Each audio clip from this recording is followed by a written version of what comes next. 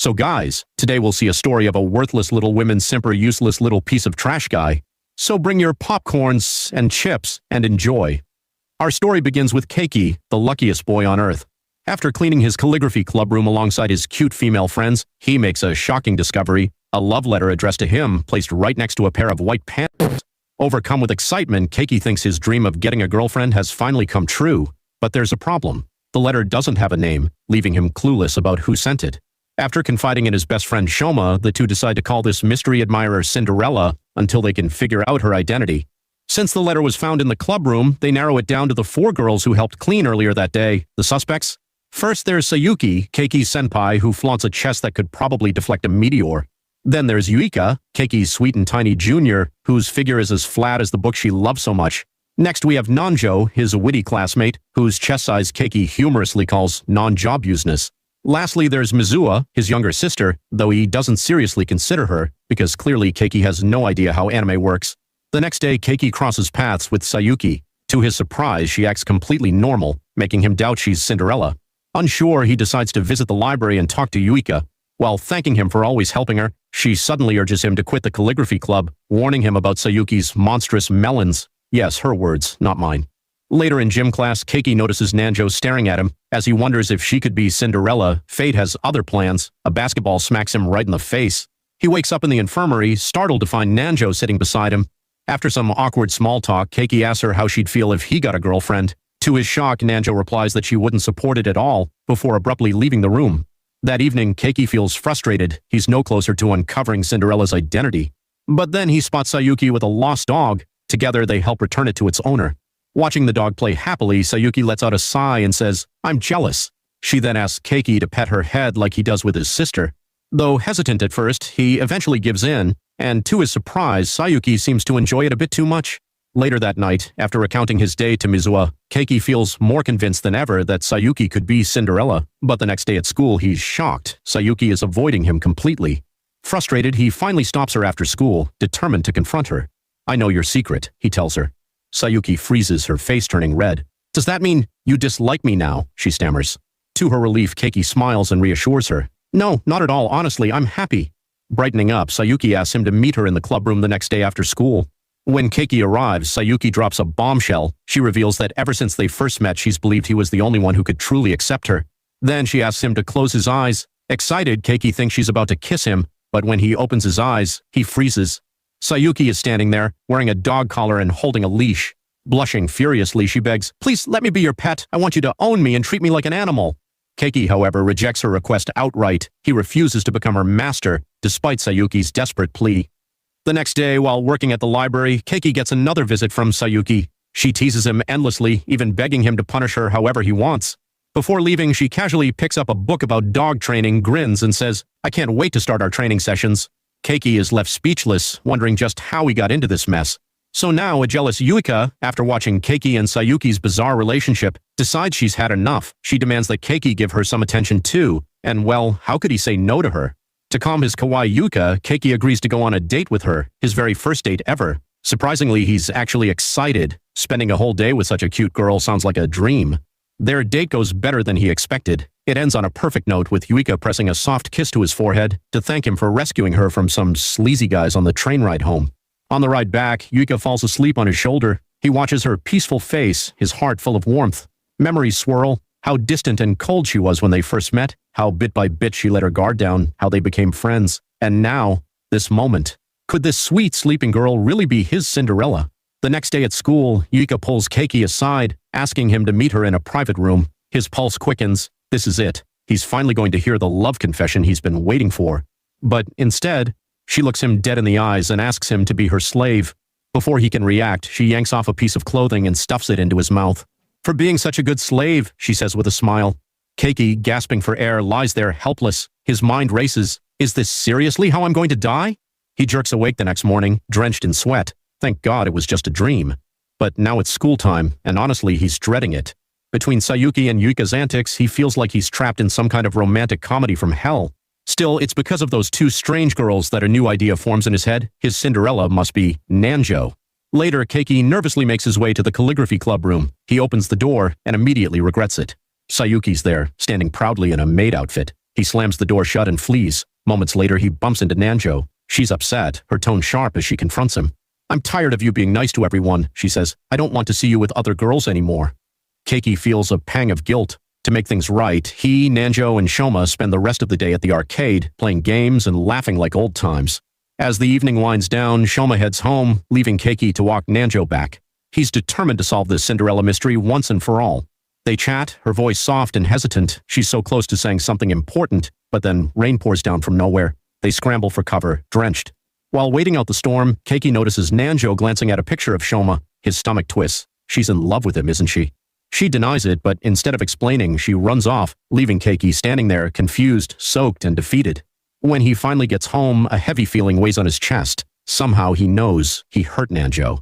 But what he doesn't know is how to make it right. He decides to confront her the next day at school and apologizes, feeling bad for hurting her feelings. To make it right, he promises to do anything she wants. She leans in closer, her eyes sparkling with interest. "Are you serious about that?" she asks. Seeing her reaction, Keiki feels his heart race. This is it, he thinks. She's his Cinderella. She's finally going to confess her love to him.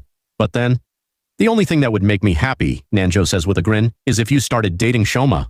Keiki blinks. "Wait, what?" Nanjo explains that she's actually a popular manga artist who writes forbidden boy-on-boy fanfiction starring him and Shoma. Horrified, Keiki immediately refuses to play along with her wild fantasy.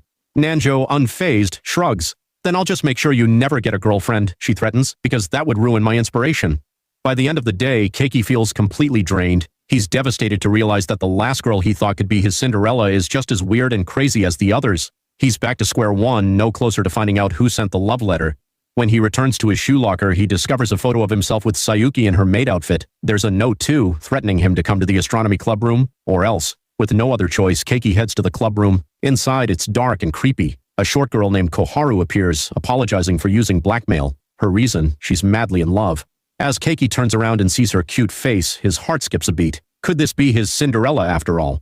In a burst of excitement, he leaps forward and blurts out, "Will you marry me?" But Koharu shakes her head. Turns out she's actually in love with Shoma. She just wants Keiki's help to get closer to him. Keiki sighs. He has no intention of helping a stalker, but Koharu pulls out her trump card, the incriminating photo. She threatens to spread it all over the internet if he refuses. The next day, Keiki visits the calligraphy club.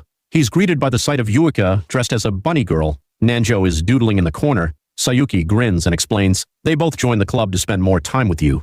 Keiki's eye twitches. It gets worse. Sayuki is a huge fan of Nanjo's boy-on-boy comics, and when Yuika sees them, she loves them too. Keiki slumps. His peaceful sanctuary has officially been overrun by crazy girls. Later, he sets up a meeting between Shoma and Koharu. To his surprise, they hit it off right away. The day ends with Keiki snapping a picture of them together to celebrate. Back in the astronomy club room, Koharu notices Keiki's gloom and offers to help as thanks for introducing her to Shoma. Feeling he has nothing to lose, Keiki spills everything about his Cinderella search and all the chaos with the girls. As they talk, something clicks. Maybe his Cinderella wasn't one of the 4 girls who helped him clean. Someone else could have entered the club room after they left. Keiki's next step is clear. He'll need to question all 4 girls to see if they saw anyone else that day. But when he finally returns to the club room, they're up to their usual weird antics. Without a second thought, Keiki slams the door shut in their faces. Keiki remembers running into his teacher that day and decides to question her next. But on his way to the teacher's lounge, he runs into Ayano, the student council president. She trips and tumbles down the stairs, landing right on top of him. Embarrassed, Keiki tries to ask her to get off, but instead she snuggles closer. "Can we stay like this? Just for a little longer," she whispers. Afterwards, she thanks him for saving her and hands him a bag of homemade cookies. They part ways, but not before she buries her face in his chest, holding him tightly. When he nervously asks what she's doing, she smiles and says, "Just recharging," then walks away. Confused by this strange encounter, Keiki talks to Koharu about Ayano, wondering if she could be his Cinderella. After some recon, Koharu reports that Ayano seems perfectly normal, not the kind of girl to leave her underwear in a love letter. Keiki thanks Koharu for her efforts and heads to the calligraphy club room. Inside, he finds only Yuika, who has set up a trap. He trips and falls, and before he knows it, she's on top of him, demanding once again that he pledge eternal loyalty and become her slave. Keiki tries to push her off, but his hands accidentally land on her tiny mountains. Blushing furiously, Yuika bursts into tears and runs away, calling him a generic harem protagonist. Keiki has no choice but to agree. The next day, after gym class, Keiki runs into Ayano again, but this time she avoids him and eventually runs off. Curious, Keiki decides to visit her in the student council room. Alone together, she serves him warm tea and apple pie, with peaceful music playing in the background. She lays her head on his shoulder and soon both of them start to feel sleepy. Keiki's eyes droop and he thinks to himself, this is romantic and kind of nice. Maybe she's normal after all. But when he wakes up, Ayano is between his legs trying to pull off his boxers. She explains that she has a thing for smells. The moment she fell on him, she was captivated by his scent. She avoided him after gym because his smell was too overwhelming. Now she's begging him for his briefs just to smell them briefly. Keiki, horrified, refuses. Later, a depressed Keiki confides in Shoma, lamenting his inability to find a normal girlfriend. Shoma sighs and admits his own luck is terrible too. He had visited Koharu's house and found DVDs labeled with his name and a notebook tracking his every move. Both boys agree, all the girls in their lives are crazy. The next day, Keiki runs into Nanjo. She climbs on top of him, claiming it's research for a new romance manga. She leans in, pretending to kiss him, only to walk away at the last second, leaving him confused and flustered. When Keiki finally reaches the astronomy club room, he finds Shoma on top of Koharu. They insist it's a misunderstanding. She tripped, and he tried to catch her. While gathering the scattered photos, Keiki spots one with a timestamp and a familiar figure in the background. He recognizes her immediately. Finally, Keiki believes he's found his Cinderella. To confirm, he invites Sayuki, Yuika, Nanjo, and Mizuha to the pool. Sayuki and Yuika, of course, fight over him. To calm things down, he agrees to spend time with each girl individually, then even chats with his sister for a while. The group bumps into Koharu working a part-time job at the pool. She announces a love confession event, and Sayuki signs up all the girls. The winner gets to make Keiki follow one command, no questions asked.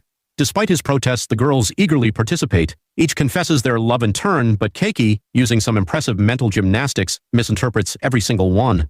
Finally, Mizuha steps up. She confesses her love for her brother. The crowd, clearly full of anime fans, votes her as the winner. Later, Keiki privately congratulates Mizuha, but then he lifts her skirt to reveal white underwear, the same pair left with the love letter. She doesn't deny it. Mizuha confesses her feelings, admitting she enjoyed being his Cinderella because it made her feel special. But Keiki gently tells her they can't be together because they're siblings. That's when she drops the bombshell. They're not blood-related. Even so, Keiki refuses her. Mizuha asks for forgiveness and kisses him. The next morning, Keiki wakes up, hoping it was all a dream, until he finds Mizuha in bed with him. She kisses him again, insisting it's not wrong to love him. Overwhelmed, Keiki runs off to think. Later, he calls his father, who confirms that Mizuha was adopted. That night, Keiki returns home. He confronts Mizuha and asks why she loves him. Her answer reminds him of the day they met, the day they became siblings. It was then that she first fell in love with him. As they embrace, Keiki knows what he has to do. He promised her he'd always be her brother, and that's exactly what he'll be, nothing more. With life back to normal, Keiki still dreams of finding a normal girlfriend, which makes this anime painfully relatable. Comment down if you predicted that the Cinderella was her sister. I'll see you guys in the next video, with a bit better story than this.